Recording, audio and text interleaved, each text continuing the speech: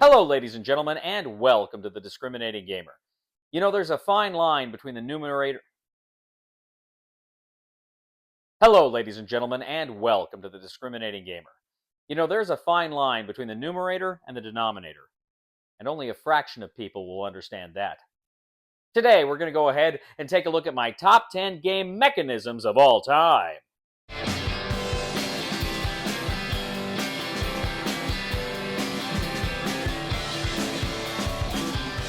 All right, ladies and gentlemen, so we're going to go ahead and take a look at my top 10 game mechanisms. What do I enjoy the most? What kinds of uh, uh, mechanisms do I like to play? I've been thinking about this a lot. What do I enjoy the most? What are my favorite kinds of actual mechanisms to have in games? And I was surprised just how many different kinds of mechanisms there are and how many I really enjoy. Now, I'm going to have one honorable mention here. I should point out, I'm going to not just say the mechanism, I'm going to tell you a few examples of games that have these mechanisms. So, my honorable mention is tile placement. I enjoy placing tiles on boards. I think it's fun and interesting. Some examples of games here: Downfall of Pompeii, where you're putting the tiles down as lava to eat people up. Isle of Skye, a great kind of Scottish game, kind of where you're building farmland.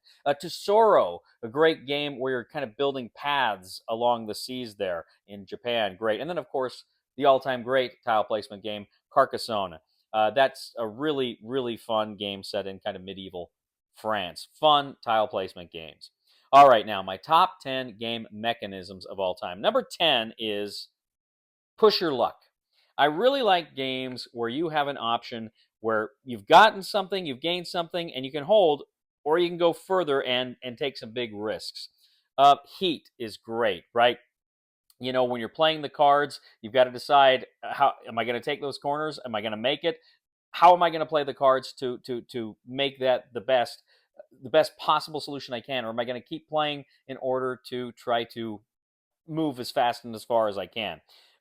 Clank Catacombs. I love Clank Catacombs. You're going into these dungeons and you are trying to find, treasure and loot, but there's a point where you got to get out, or you'll get stuck and you won't win. I really like that one. Sniper Elite is another good one. You've got this bag building mechanic. You're taking shots at guys and you're pulling the tokens out of the bag to try in order to hit those guys. That is a lot of fun. Push Your Luck is just great because there's some real tension there, and you know you're taking big chances, but there's potentially some big rewards. So that is my number 10, Push Your Luck. My number 9 is Pick Up and Deliver. I really enjoy Pick Up and Deliver games, and particularly a lot of the Pick Up and Deliver games that are built around fun and interesting themes. Some of my favorite: Firefly, the board game. Of course, it's based on the TV show. You're going around the verse, you're picking stuff up, you're doing jobs, you've got to go from one planet to another. A lot of fun. And then along that same line, we've got Star Wars Outer Rim, kind of the same idea, but you're the bounty hunters, you're the scum and villainy that's going around the galaxy in order to do these very special missions. That one is a lot of fun. Zaya, another great space pick up and deliver game where, again, you're moving around the galaxy, picking up and delivering. And Merchants and Marauders. This is a great pirate themed pick up and deliver game where you're moving around the Caribbean, but you're also kind of wary of going to war and becoming a marauder and a pirate and being hunted down. But those are all great examples of pick up and deliver games that I really enjoy. So that is my number 9, Pick Up and Deliver. My number 8 is a mechanism that I recently did a whole top 10 list on, and that is my top 10 hidden movement games. I love games with hidden movement. Sniper Elite, again, you know, you're one person is trying to avoid running into the Germans, and you got chances to take out Germans as well.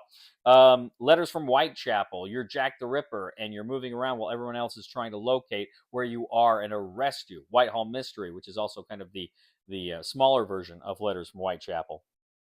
And then, of course, one of my all-time favorite games, Fury of Dracula. Fury of Dracula is great. One of you is Dracula.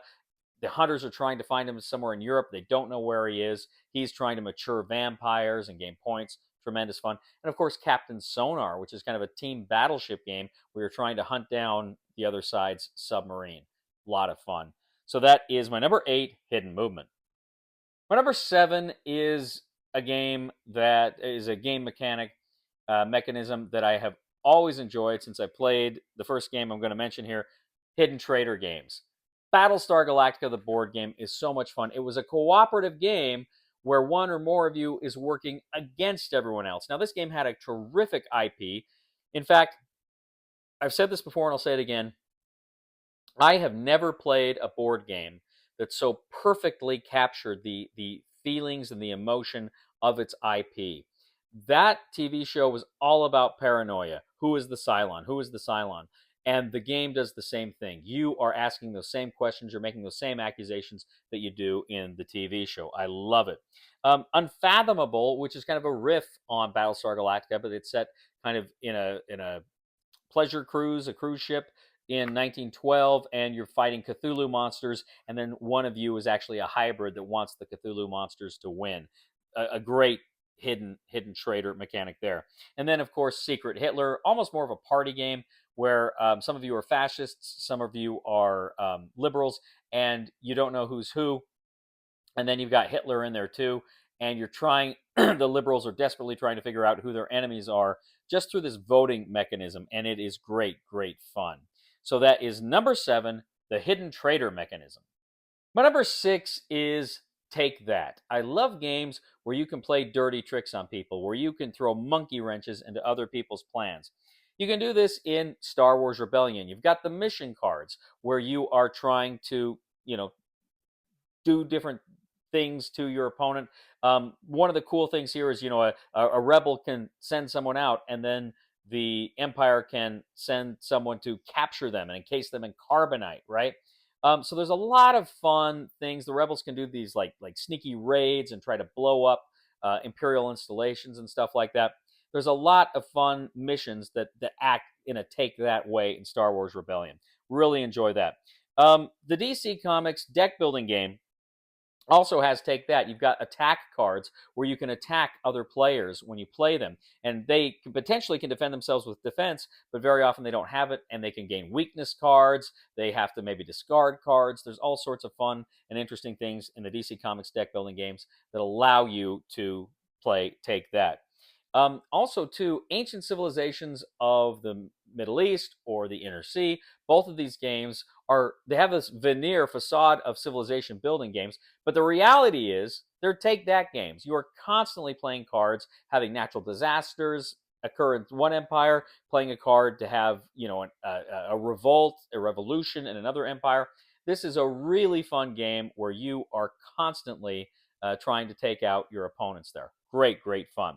So that is my number 6, Take That. My number 5 is area control or area majority games. Games where you are trying to have specific parts locked down for you and your faction in order to gain points, in order to gain victory. One of my absolute favorite games, Courtier. Courtier is just fantastic. Now, this is an older game. I don't believe it's in print anymore.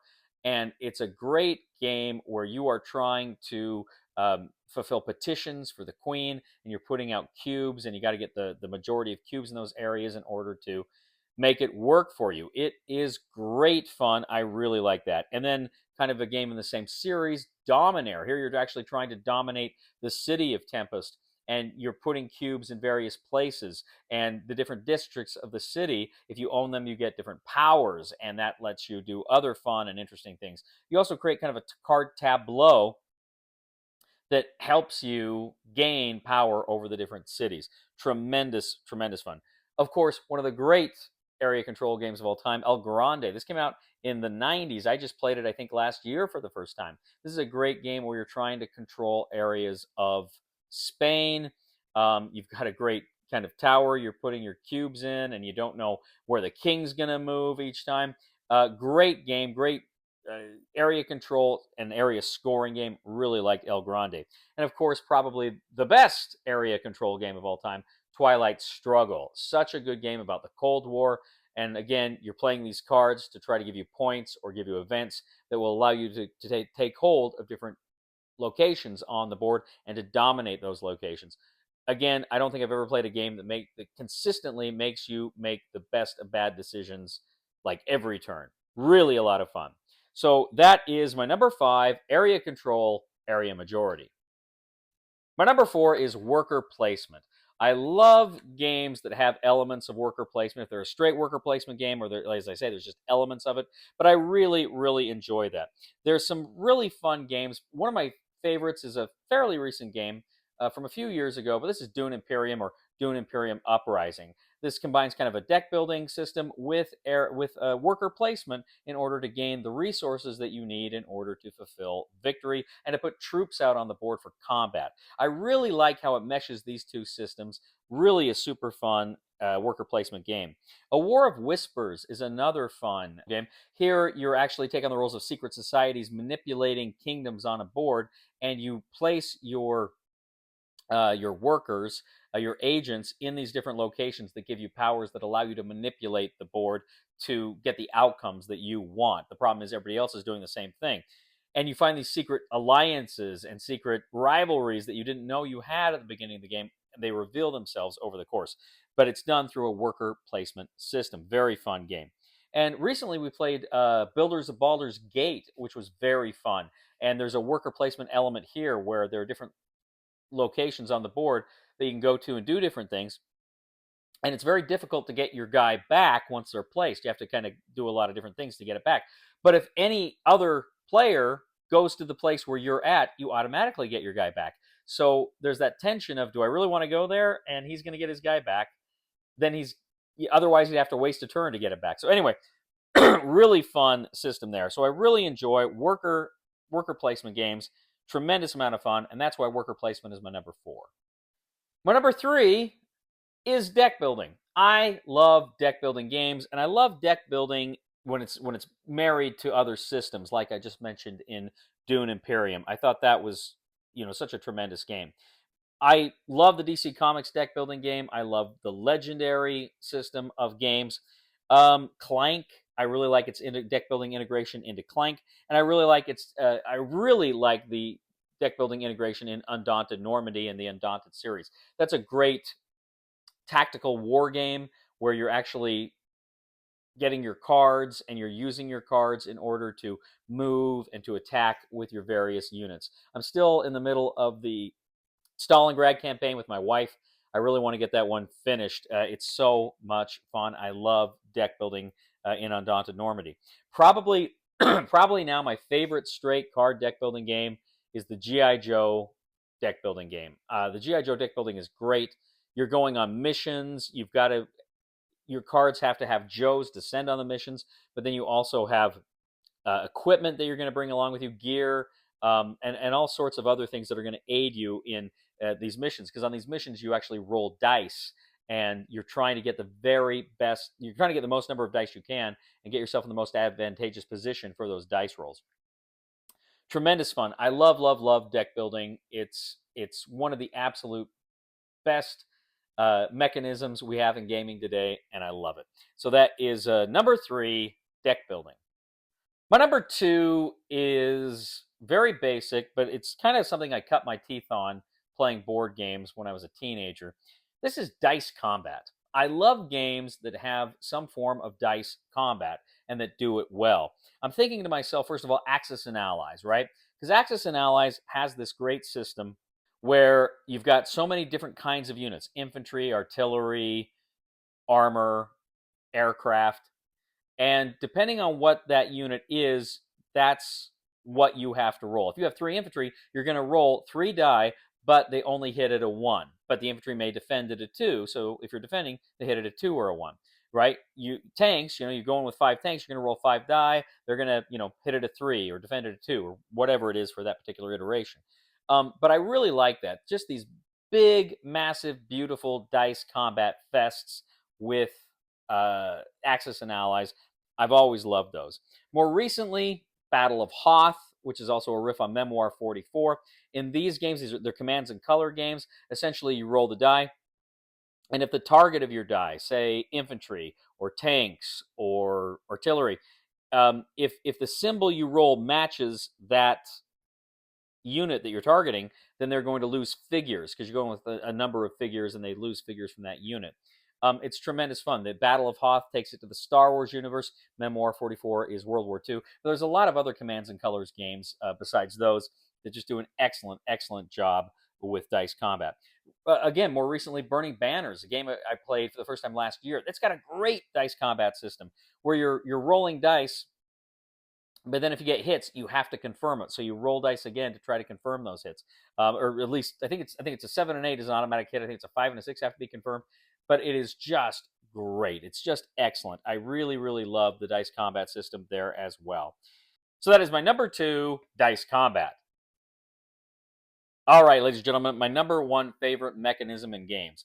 I got to tell you, dice combat nearly took the top spot. But the more I thought about it, the more I thought, I really, really like games that do this.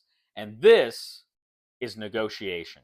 I love to negotiate with people in games because whenever you negotiate, I may get something from this, but I'm also helping somebody else get closer to victory. And am I getting a better end of this deal, or are they? And that's something I always think about negotiation games.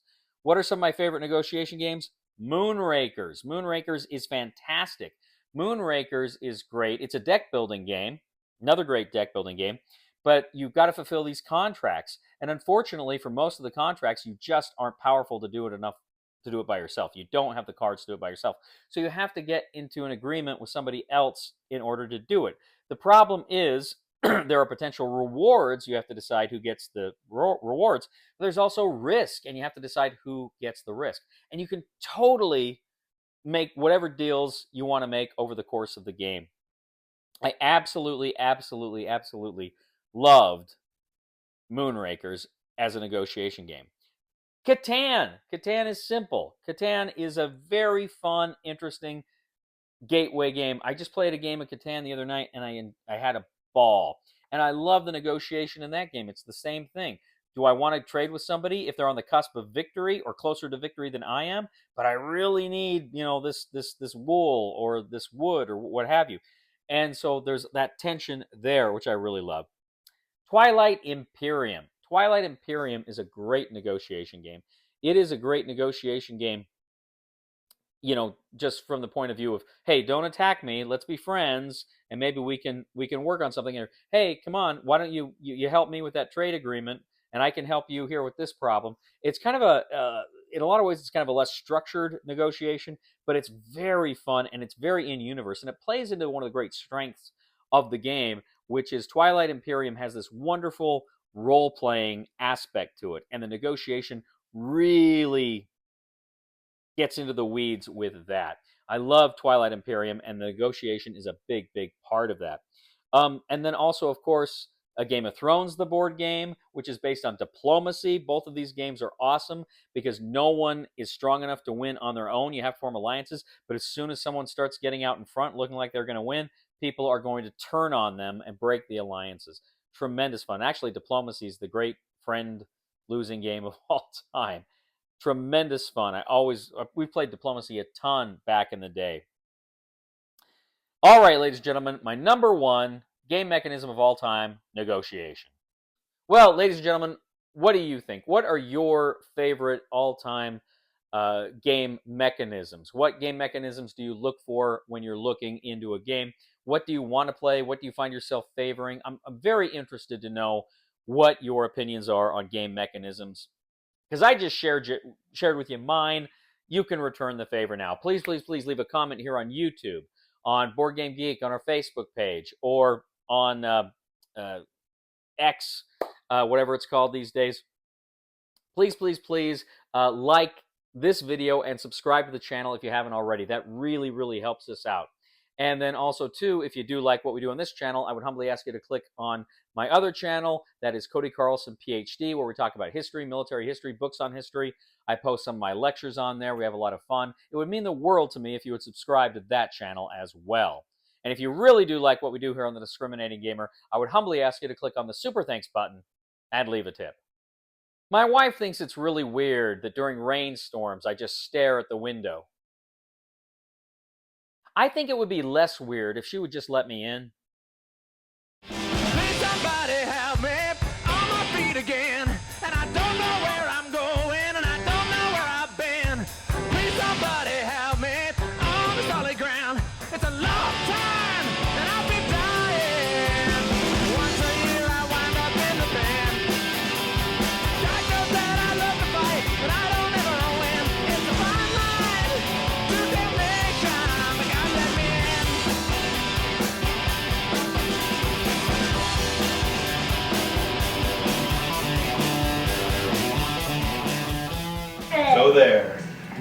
Once he's distracted, you can go in. How am I going to get my planet back, though? You're not.